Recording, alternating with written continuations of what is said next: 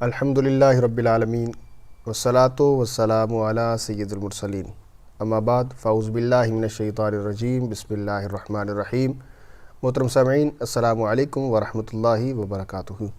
Programme انوار-ال-علم میں میں ہوں آپ کا میزبان محمد صہیب شبیر۔ یہ پروگرام انفو ایئر میڈیا کی جانب سے پیش کیا جا رہا ہے۔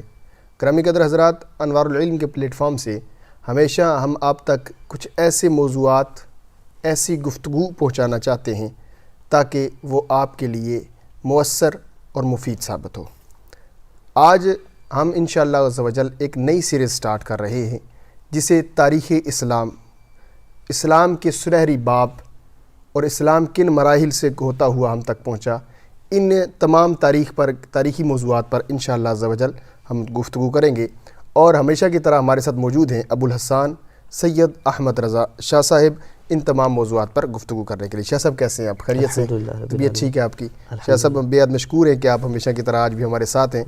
آج انشاءاللہ ہم شاہ صاحب تاریخ اسلام کے حوالے سے گفتگو شروع کر رہے ہیں، اور تاریخ اسلام میں تاجدار انبیاء صلی اللہ علیہ وسلم، آپ صلی اللہ علیہ وسلم جان کائنات ہیں، شان کائنات ہیں، وجہ تخلیق کائنات ہیں۔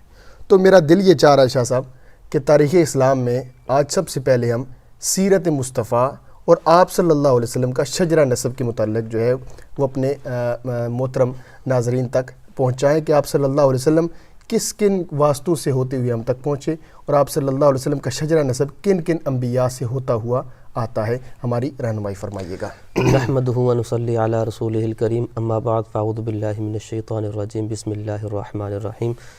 بہت شکریہ صہیب بھائی، آپ نے یہ پروگرام ہم نے مل کے شروع کیا الحمدللہ آپ کے تعاون سے بھی، اور ذہن یہی ہے کہ لوگوں کے پاس آج کل اتنا وقت نہیں ہے کہ وہ کتابوں سے تاریخ اسلام پڑھیں، کیونکہ ہر ایک کے ہاتھ میں موبائل فون ہے، ہر چیز سوشل میڈیا سے لوگ حاصل کرنا چاہ رہے ہیں۔ تو ہماری یہ کوشش ہے کہ ہم اسلام کی تاریخ ان تک پہنچائیں تاکہ ہمارے ناظرین کو بھی پتہ چلے کہ اسلام ہم تک کیسے پہنچا ہے، اور اسلام کے اندر ہم مختلف اس سیریز کو مختلف بابوں میں ہم ڈیوائیڈ کریں گے۔ سب سے پہلے ہم سیرت مصطفیٰ نبی پاک علیہ السلام کی پوری زندگی کے اوپر ہم ایک جو نا وہ چیپٹر اور اس میں مختلف قسطوں میں ہم بیان کریں گے۔ اس کے بعد جو خلفائے راشدین کا جو دور گزرا ہے اس میں کیا کیا ہوا، اور اس کے بعد کے واقعات، پھر سلطنت عثمانیہ جو بھی چند صدیوں پہلے اس کا بھی زوال ہوا، تو یہ سارے واقعات۔ سب سے پہلے نبی پاک علیہ السلام کا شجرہ نسب، جی بالکل، حضرت ابراہیم علیہ السلام، ان کو جد الانبیاء کہا جاتا ہے، سبحان اللہ، یعنی انبیاء کے دادا،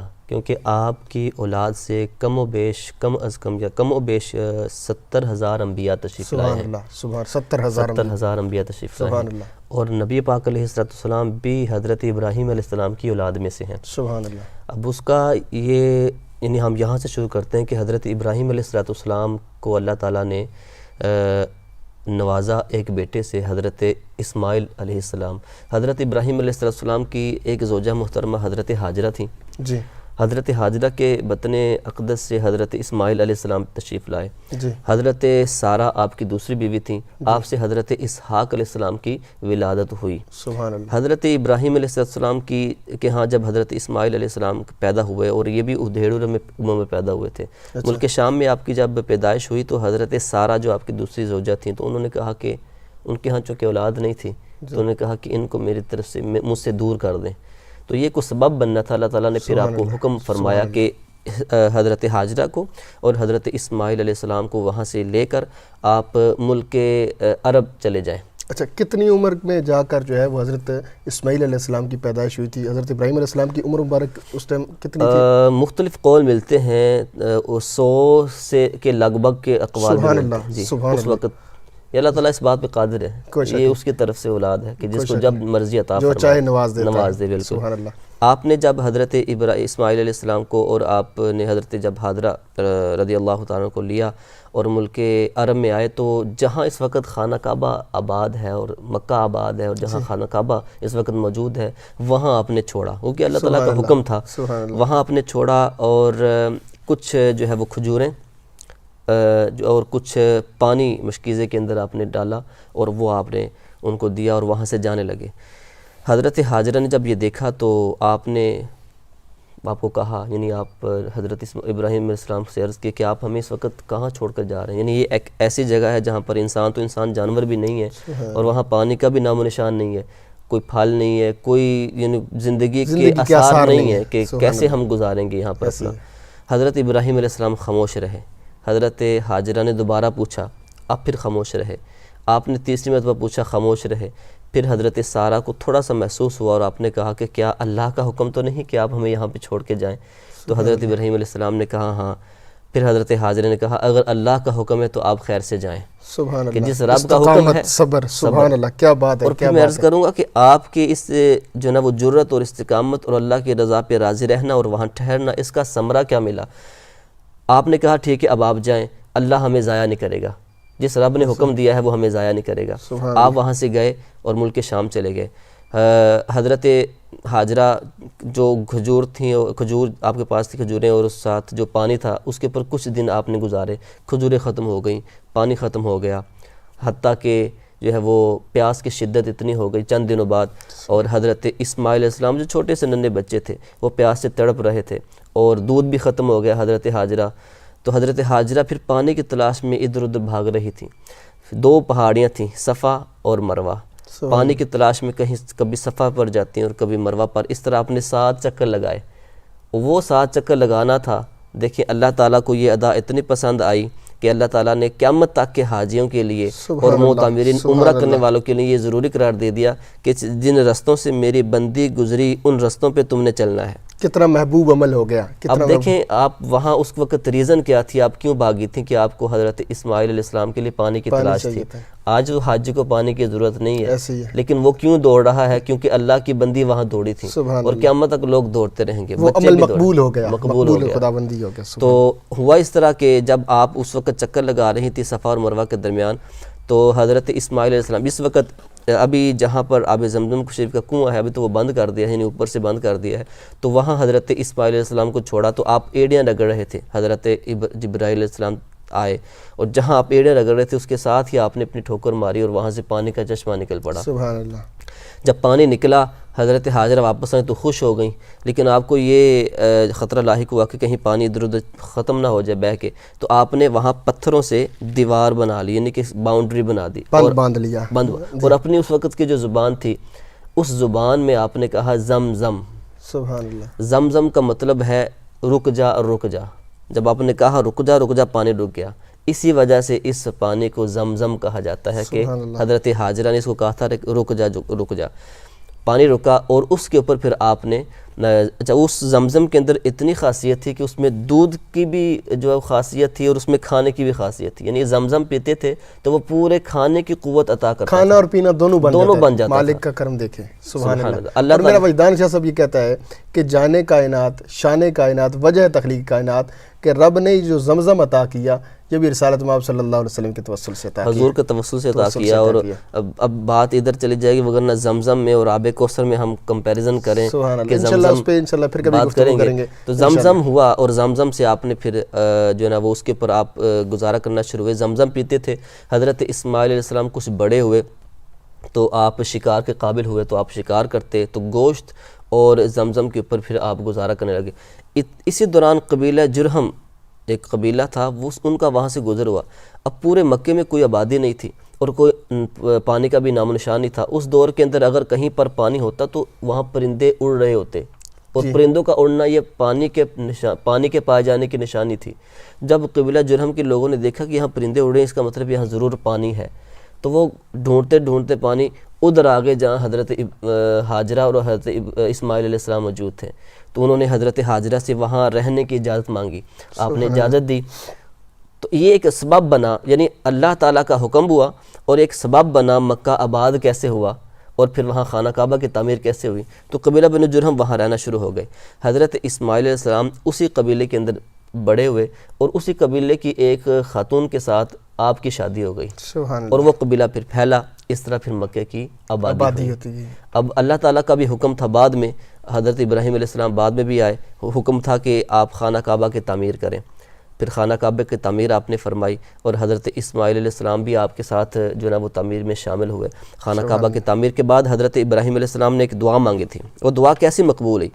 13 پارے میں سورہ ابراہیم کے اندر رب تعالیٰ فرماتا ہے کہ ربنا انی اسکنت من ذریتی بواد غیر ذی زرع عندک بیتک المحرم، اے میرے رب میں نے اپنے کچھ اولاد ایک نالے میں بسائی جس میں کھیتی نہیں ہے، اپنی کچھ اولاد، کیونکہ حضرت ابراہیم علیہ السلام کی ایک اولاد یعنی ایک بیٹے حضرت اسحاق بھی تھے جو ملک شام میں پیدا ہوئے اور ان کو ملک شام عطا فرمایا. اسی طرح حضرت اسماعیل علیہ السلام کو آپ نے ملک عرب عطا فرمایا. حضرت اسماعیل علیہ السلام کی اولاد سے پورا ملک عرب آباد ہوا. آپ کی ایک اور بھی زوجہ تھیں اور ان کی اولاد مدین کہلاتی ہے، ان کو یمن عطا فرمایا، تو یمن کے اندر وہ آباد ہوئیں، وہ حضرت ابراہیم علیہ السلام ہی کی اولاد ہے. یمن کے اندر بھی، ملک عرب کے اندر، اب ملک عرب کے اندر یہاں تک کہ حضرت اسماعیل علیہ السلام کے بعد جو ہے اولاد کافی پھیلی. اچھا، اس آیت کا ترجمہ آپ نے جب یہ دعا مانگی اور کہا اے اللہ تیرے گھر کی حرمت والے گھر کے پاس میں نے اپنی اولاد بسائی، اے ہمارے رب اس لیے کہ وہ نماز قائم کریں، لوگوں کے کچھ دل ان کی طرف مائل کر دے. سبحان اللہ.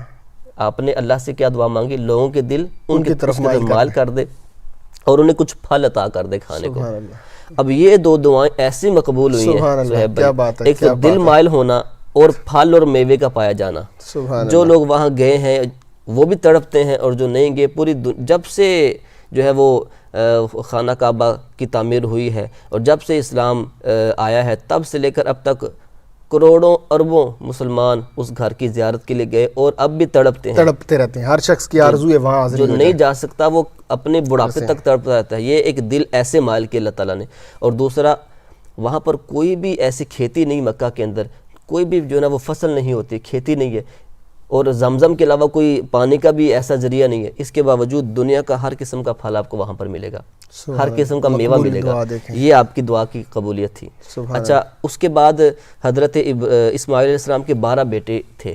ان 12 بیٹوں کی اولادیں پورے ملک عرب میں پھیلی اور یہاں تک کہ چلتے چلتے جو نا وہ شمال کی طرف شام تک آپ کی آبادی پھیلی اور ادھر جنوب کی طرف یمن تک آپ کی آبادی پھیلی اور مغرب، جو عرب سے مغرب کی طرف جائیں تو مصر تک آپ کی اولاد، اتنی اولاد ہو گئی، آپ کی اولاد 12 بیٹوں کی اولاد آگے پھیلی. انہی اولاد میں سے ایک قیدار بھی تھے، ان کی اولاد خاص مکے کے اندر آباد ہوئی. اس کے بعد انہی میں سے قصی پیدا ہوئے. قصی آپ نے پورے ملک مکے کے اندر آپ نے باقاعدہ ایک سلطنت اور ایک اقتدار قائم کیا تھا.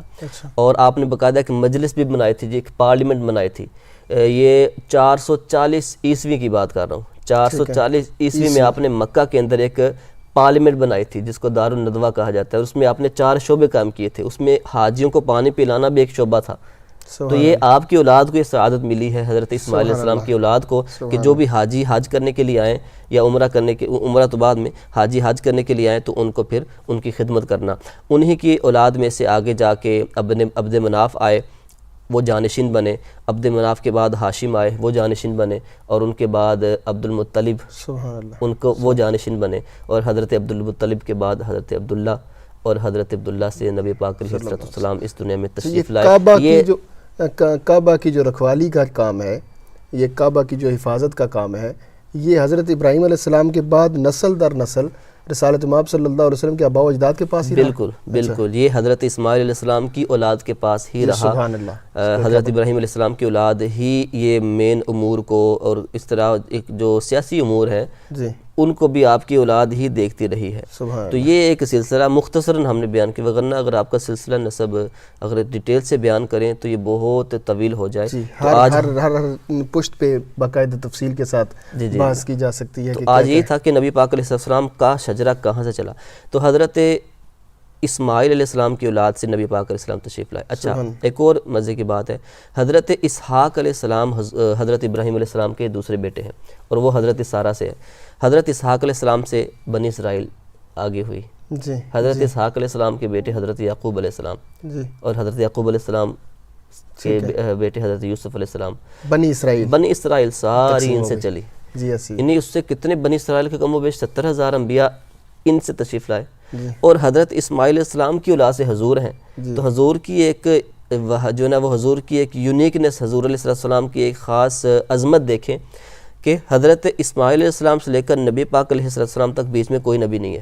سبحان اللہ. اور ادھر سارے بنی اسرائیل کہاں سے آئے ہیں؟ حضرت ابراہیم علیہ السلام کے دوسرے بیٹے حضرت اسحاق سے چلے ہیں، 70,000 انبیاء، اور ادھر حضرت اسماعیل علیہ السلام نبی ہوئے، اور اس کے بعد آخری نبی پاک علیہ السلام تشریف لائے حضرت اسماعیل علیہ السلام کی اولاد سے۔ یہ حضور صلی اللہ علیہ وسلم کی ایک جو ہے وہ خاصیت ہے، خصوصیت ہے۔ سبحان اللہ، سبحان اللہ۔ باقی انشاءاللہ ہم اگلے رسالت میں آپ صلی اللہ علیہ وسلم کا شجرہ نسب، آپ صلی اللہ علیہ وسلم کی عزت، آپ کی شان، آپ کی مقام وہ اعلیٰ مقام ہے کہ قرآن بھی جسے بیان کرتا ہے، اور تاریخ اسلام میں یہ بات اگر آپ دیکھیں تو آپ کو روز روشن کی طرح ایک بات بڑی عیاں ملے گی کہ آپ صلی اللہ علیہ وسلم کی شان، آپ کا مقام وہ مقام ہے کہ جس قدر آپ گفتگو کریں گے آپ آگے بڑھتے چلے جائیں گے۔ علم تو ختم ہو سکتا ہے، آپ صلی اللہ علیہ وسلم کی شان، آپ کا مقام، آپ کا مرتبہ جو مالک نے آپ کو دیا وہ بیان کرنے سے ختم نہیں ہو سکتا۔